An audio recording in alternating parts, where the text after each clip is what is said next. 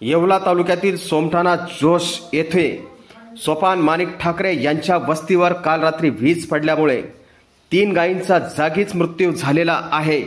ही बातमी प्रशासनापर्यंत पाठवण्याचं काम हे SL9 न्यूजचं आहे। प्रशासनाच्या अधिकाऱ्यांनो लक्ष द्या की आज येवला तालुक्यामध्ये अतिशय धुमाकूळ या पावसाने घातलेला आहे। आज गायी पण सुरक्षित नाही। काल रात्री वीज पडल्यामुळे 3 गायींचा जागीच मृत्यू झाल्यामुळे आज त्या शेतकऱ्यांवरती मोठा आघात निर्माण झालेला आहे। ह्या पावसामुळे अनेक शेतकऱ्यांचे मोठे नुकसान झालेलं आहे।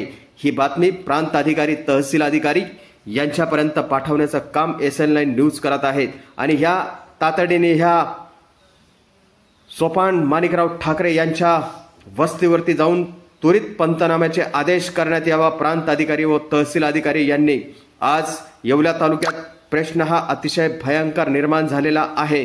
पावसामुळे अनेक शेतकऱ्यांचे नुकसान, जनावरांचे नुकसान हे मोठ्या प्रमाणात आज दिसून येत आहे। SL9 Marathi news Sharad Lohkare Patil, Somthana.